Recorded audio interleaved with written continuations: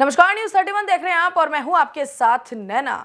उत्तराखंड की राजनीति में समान नागरिक संहिता यूसीसी और लिव इन रिलेशनशिप कानून को लेकर बहस लगातार तेज होती जा रही है।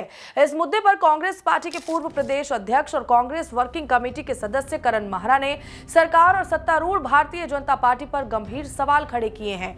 करण माहरा ने कहा कि समान नागरिक संहिता का कांग्रेस नीतिगत स्तर पर विरोध नहीं करती, लेकिन ये तभी स्वीकार हो सकती है जब वो सभी धर्मों और सभी नागरिकों के लिए समान रूप से न्यायपूर्ण हो। लिव इन रिलेशनशिप के लिए अनिवार्य रजिस्ट्रेशन के प्रावधान पर आपत्ति जताते हुए करण माहरा ने कहा कि सरकार को पहले सामाजिक हकीकत और नैतिक जिम्मेदारी पर विचार करना चाहिए।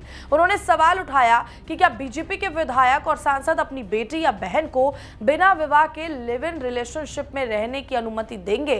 करण माहरा ने इस मुद्दे पर बीजेपी को खुली चुनौती देते हुए कहा कि अगर भाजपा के जनप्रतिनिधि इस संबंध में शपथ पत्र देकर अपनी स्थिति स्पष्ट कर देंगे तो कांग्रेस को संतुष्टि होगी। साथ ही उन्होंने सुझाव दिया कि भाजपा अपने स्तर पर एक सर्वे कराए और ये बताए कि कितने विधायक और सांसद वास्तव में इस व्यवस्था के पक्ष में हैं।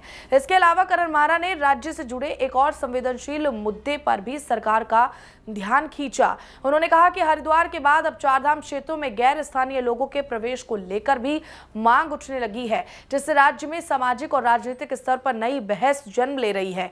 करण माहरा ने चेतावनी देते हुए कहा कि ऐसे मुद्दों पर जल्दबाजी में लिए गए फैसले राज्य की सामाजिक एकता को प्रभावित कर सकते हैं। उन्होंने सरकार से अपील की कि वो किसी भी नीति को लागू करने से पहले सभी पक्षों से व्यापक संवाद करें और जनता की भावनाओं का सम्मान करें। कहूंगा कि समान नागरिक संहिता का स्वागत है अगर वो सभी धर्मों को स्वीकार है, सभी लोगों को स्वीकार है।